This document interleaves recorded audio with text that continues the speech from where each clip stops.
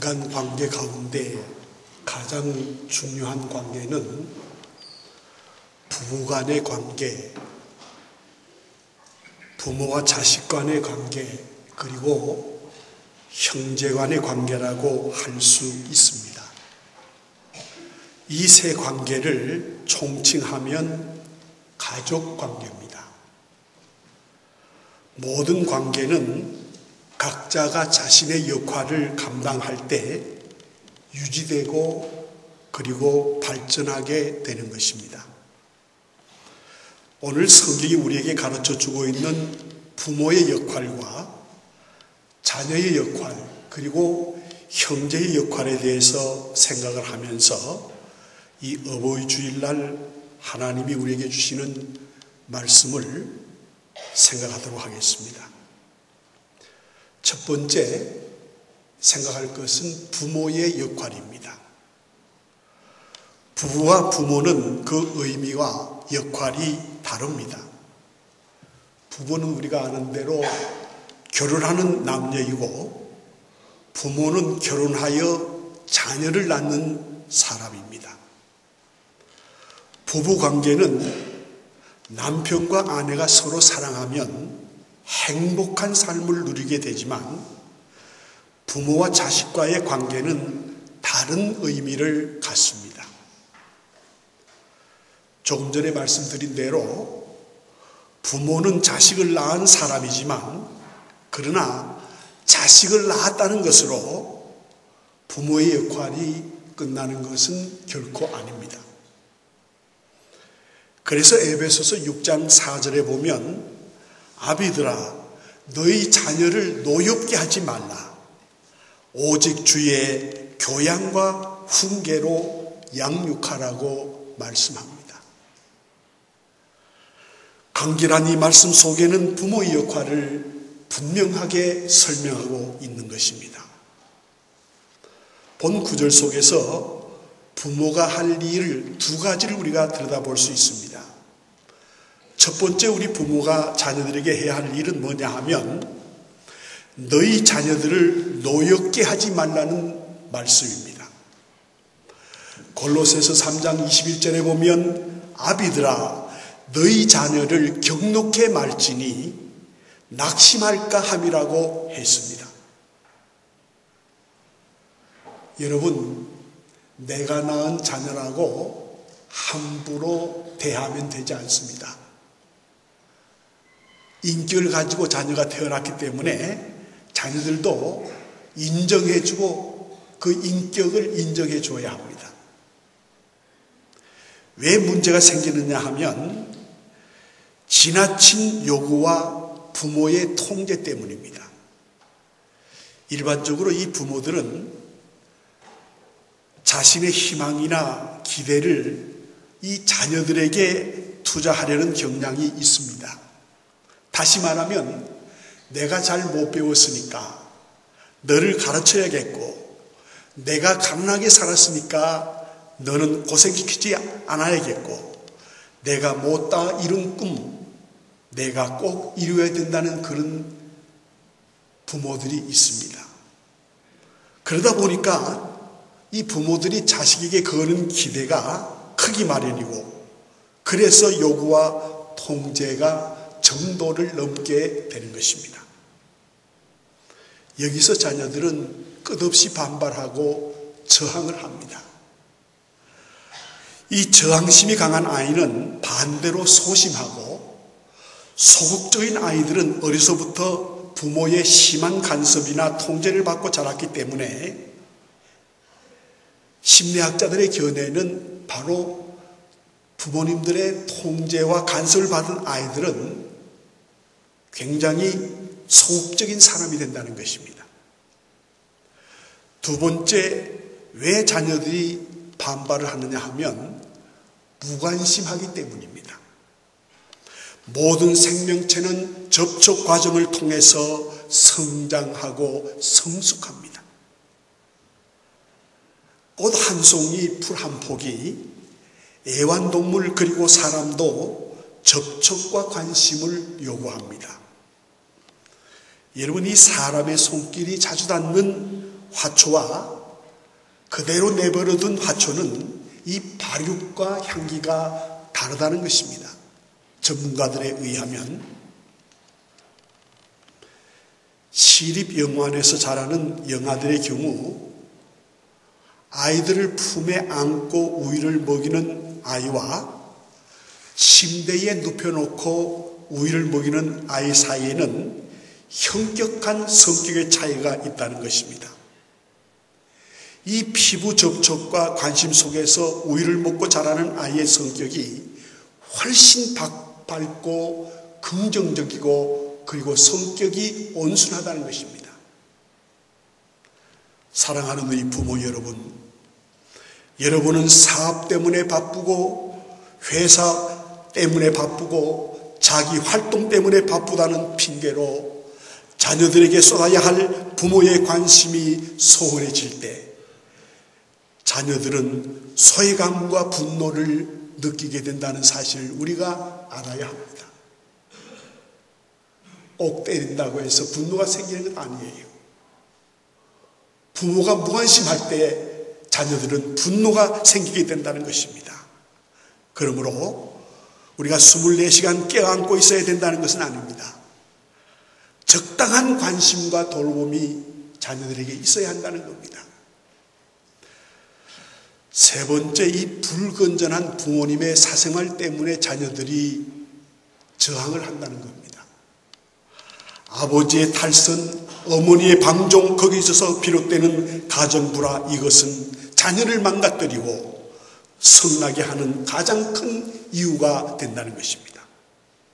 다시 말하면 집도 있고 돈도 있고 부모도 있는데 가정이라는 공간이 싫어서 뛰쳐나왔다는 10대들이 얼마나 많이 있습니까?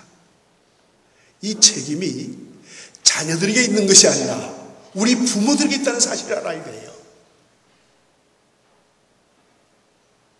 그 원인 제공은 부모가 했다는 겁니다. 그 다음에 왜 자녀들이 저항을 하느냐 하면 편애 때문입니다. 편애는 비교에서 출발을 하는 것입니다. 무남 동료 무남은 편애를 모릅니다. 그러나 형제가 있는 경우에 형과 아우를 비교하는 데서 이 편애가 시작되는 것입니다. 우리 부모님들은 이 자녀를 편애하는 것 조심해야 합니다. 야, 내 형은 이렇게 공부를 잘해서 좋은 대학에 가는데 너는 도대체 누굴 닮았으느냐? 누굴 닮긴 누굴 닮아요? 부모 닮지. 자기가 난 자식인데 자기 닮아서 못하는 줄 모르고 자꾸 비교를 해서 아이에게 힘을 빠지게 하는 부모들이 있어요.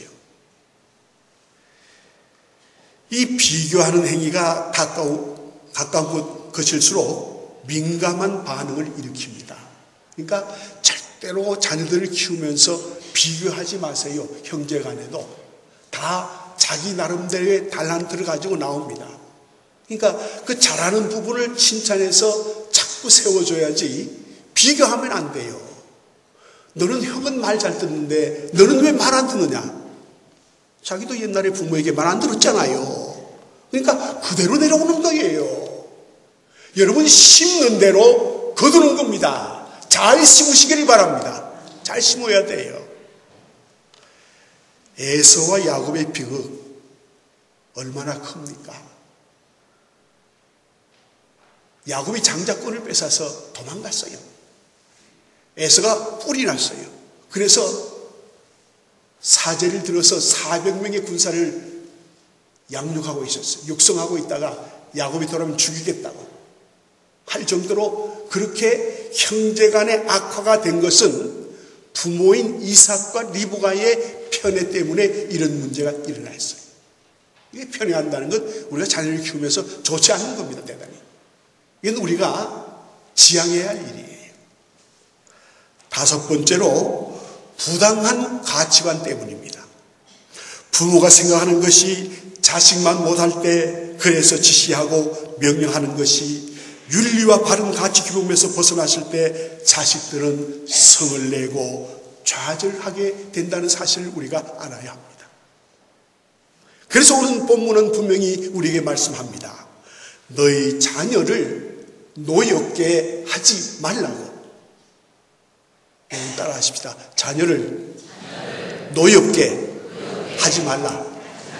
그래서 내가 낳은 자식이라고 그냥 함부로 그냥 내 하고 싶은 대로 하면 안 돼요. 자녀를 화나게 하지 마세요. 노엽게 하지 마세요. 그게 성경의 진리입니다. 성경의 가르침이에요, 분명한. 그 다음에 두 번째, 우리 자녀를 오늘 본문을 통해서 보면 주의 교양과 훈계로 양육하라고 했습니다. 내가 배운 것 가지고 하지 말라고 하고 말고 하나님의 말씀과 주님의 말씀과 주의 교양과 훈계로 자녀를 키우라는 말이에요. 제가 잘 아는 어떤 장로님이 5남매를 키웠습니다. 이 장로님이 돌아가시면서 5남매를 불러 모아놓고 유언을 했습니다. 얘들아, 인생이란 어떻게 사는 것이, 어떻게 사느냐가 중요한 것이다. 부디 형제들끼리 사랑하고 화목하고 우애하라. 그리고 내가 마지막으로 부탁드리고 싶은 것은 너희들 하나님 제일주의로 살아라. 그리고 그 나라와 그 의를 위하여 살아라고 5남매에게 부탁하고 이 장로님이 세상을 떠났어요. 그로부터 20년이 지났는데 그 5남매 모두가 다 목사가 되고 교수가 되고 의사가 되고 변호사가 되고 사업가가 되고 교회 장로로 권사로 충성하는 것을 보고 있습니다. 여러분, 우리 사랑하는 자녀들을 정말 사랑하십니까? 사랑한다고 하면 그들에게 하나님을 가르치시기 바랍니다. 하나님을 심어주세요. 그러면 하나님이 그 자녀의 일생을 책임져 주시는 거예요. 어떻게 우리가 일일이 따라다니면서 자녀들을 지킬 수 있어요? 여러분, 자녀가 미국 갔습니다. 여기서 돈만 붙여주는 거지 어떻게 그 자녀가 미국 가서 뭘 하는지 어떻게 아세요? 그러나 하나님을 자녀들에게 심어주고 가르쳐주고 그 자녀의 마음속에 하나님으로 가득 차 있으면 미국 가서도 절대로 잘못된 길로 가지 않는 것입니다. 이걸 우리가 알아야 돼요. 미안합니다. 제가 예를 들겠습니다. 제가 목사가 됐는데 제가 이제 고등학교를 졸업하고 서울의 대학에 갔는데 대학 1학년 때는 얼마나 호기심이 많습니까? 그래서 같은 클래스메이트들이 가서 술도 마시자, 뭐 담배도 피우자. 그걸 안 하면 바보 취급을 받는 거예요. 그래서 제가 술집에 가서 친구들하고 앉았습니다. 1학년 때, 대학교 1학년 때. 앉았는데 술을 먹으려고 하니까 어머니의 모습이 떠올라요. 어머님이 기도하는 모습이 떠올라서 술을 먹지 않았어요. 담배를 한 대 피우려고 친구에게 받았습니다. 입에 갖다 대서 한 번 빨아당겼는데 어머니의 모습이 나서 담배 그때 한 번 뽀꼼하고 끝났어요. 지금까지 한 번도 안 피웠어요. 왜? 어머니가 저를 위하여 기도하는 모습이 내 마음속에 있으니까 절대로 죄를 짓지 못하겠더라고요. 여러분, 중요합니다. 여러분 자녀를 사랑하십니까? 정말 여러분 자녀를 사랑하십니까? 그렇다면 자녀에게 하나님 제일주의로 살아가는 믿음을 심어주시길 바랍니다. 그렇게 되면 하나님이 그 자녀를 붙잡아서 책임져 주시는 거예요. 여러분이 뭐 자녀들 키운 줄 아세요? 여러분이 뭐 지금 학교 보내고 뭐 입히고 먹이고 물론 여러분이 합니다만 그 자녀의 앞날을 하나님 이끌어 주시는 분은 하나님이시라는 것을 여러분 믿으시기 바랍니다. 그래서 하나님이 잘 이끌어줘야 자녀가 이 땅에서 잘 되고 부실을 하고 사는 거예요. 성도 여러분, 부모는 자녀를 잘 키워야 할 의무가 있습니다. 오늘 어버이 주일을 맞이해서 물론 자녀들이 부모에게 잘하는 것도 중요하지만 우리 부모님들이 자녀를 하나님 신앙 중심으로 키워야 한다는 사실을 말씀을 드렸습니다. 그 다음에 두 번째, 자녀의 역할이 있습니다. 오늘 읽은 에베소서 6장 1절에 보면 자녀들아 너희 부모를 주 안에서 순종하라. 이것이 옳다고 말씀합니다. 성경은 철저하게 부모에게 순종하는 것을 교훈하고 있습니다. 출애굽기 20장 12절에 보면 내 부모를 공경하라고 말씀하셨고, 골로새서 3장 20절에 보면 자녀들아 모든 일에 부모에게 순종하라고 했습니다. 그러면 불효하는 자녀들은 어떻게 되느냐? 우리 성경은 말합니다. 신명기서 21장 18절에서 21절에 보면 불효하는 자녀들은 이렇게 된다는 성경의 귀한 교훈이 있습니다. 자, 한번 읽으십시다. 사람에게 완악하고 패역한 아들이 있어 그의 아버지의 말이나 그의 어머니의 말을 순종하지 아니하고 부모가 징계하여도 순종하지 아니하거든 그의 부모가 그를 끌고 성문에 이르러 그 성읍 장로들에게 나아가서 그 성읍 장로들에게 말하기를 우리의 이 자식은 완악하고 패역하여 우리 말을 듣지 아니하고 방탕하며 술에 잠긴 자라 하며 그 성읍의 모든 사람들이 그를 돌로 쳐 죽일 것이니 이같이 너희 중에 악을 제하라. 그리하면 온 이스라엘이 듣고 두려워하리라. 부모에게 불효하면 이 당시는 불효한 자식을 돌로 쳐 죽였다 그랬어요. 그만큼 하나님의 법이 무섭습니다. 여러분, 부모에게 잘못하는 자녀는 잘될 생각하여 포기하세요. 아무리 그가 인류 대학을 나왔어도 부모에게 불효하는 자는 절대로 잘 안 돼요. 예언합니다. 잘 될 수가 없어요. 그게 성경 말씀의 공식이에요. 잘 되게 하시는 분은 하나님이신데 하나님의 명령인 부모에게 효도하라고 했는데 하지 않으니까 잘 될 리가 있겠어요? 사랑하는 자녀 여러분, 부모에게 효하시기를 바랍니다. 잠언서 20장 1절에 보면요, 자기 아비나 어미를 저주하는 자는 그 등불이 유암 중에서 꺼짐을 당하리라고 했습니다. 그리고 창세기 9장 21절에서 27절에 보면 노아의 아들 함이 어느 날 아버지 방에 들어갔는데 아버지 노아가 아마 포도주를 잔뜩 드시고는 잠옷을 정상적으로 입고 자야지 발가벗고 누워서 자는 모습을 봤습니다. 그래서 이 함이 밖에 나가서 형제들에게 아버지의 그 결정적인 결점을 다 이야기했어요. 숨기지 않았어요. 덮지 않았어요. 그 결과 어떻게 됐습니까?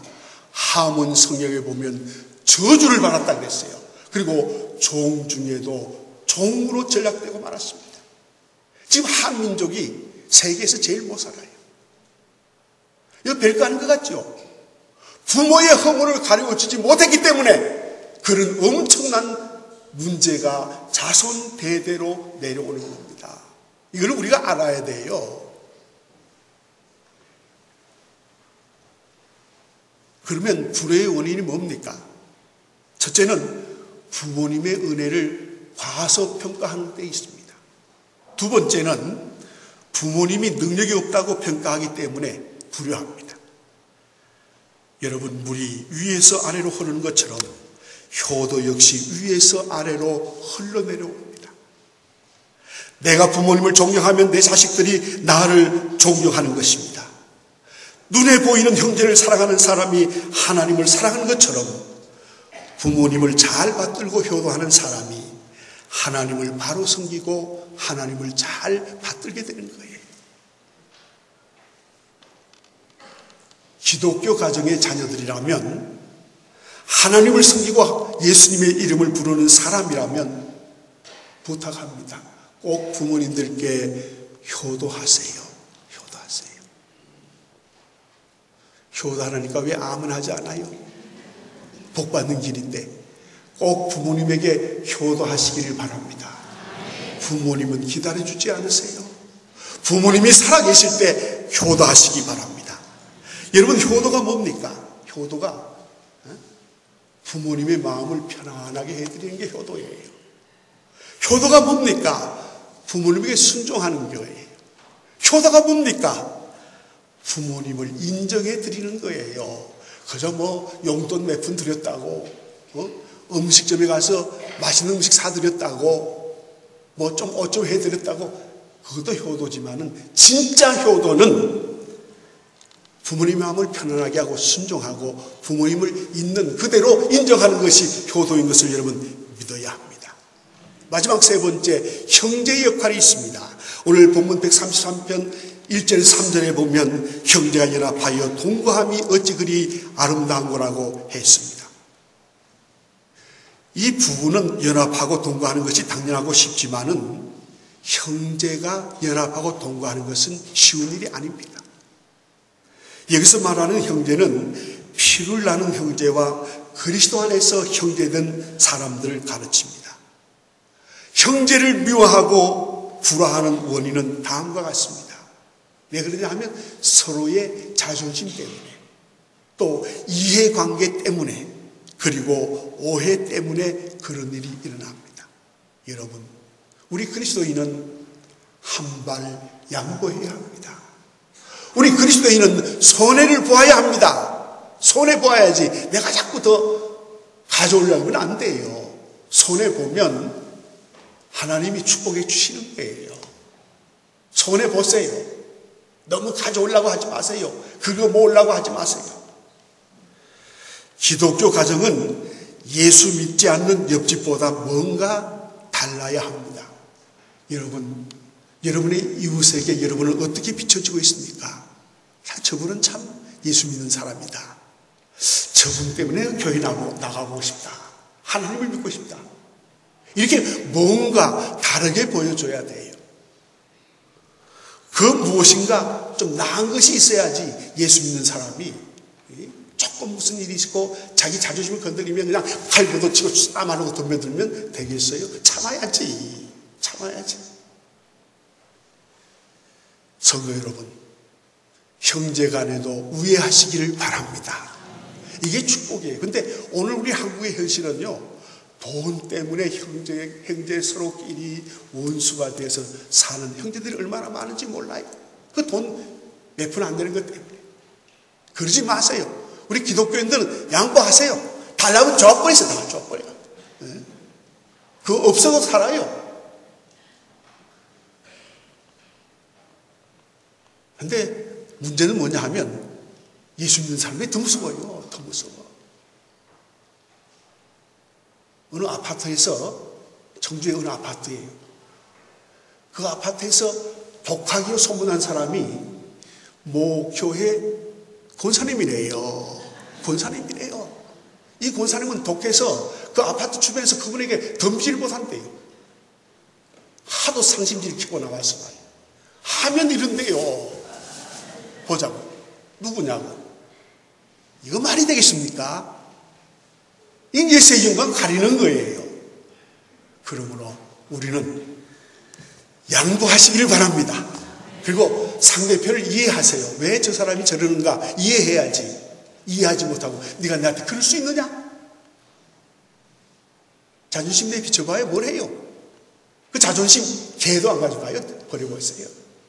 근데 어떤 사람은 그 자존심 때문에 그 얼굴이 푸르락 하면서 다 잊어버리는 경우가 얼마나 많은지 몰라요. 그러므로 형제 간에도 우애하시고 형제 간에도 양보하면서 이해하면서 나가면 형제들이 다 신앙생활을 할 수 있는 겁니다. 그래서 형제의 관계도 역할도 잘하시는 우리 서문의 성도들이 되시기를 주님의 이름으로 축복합니다.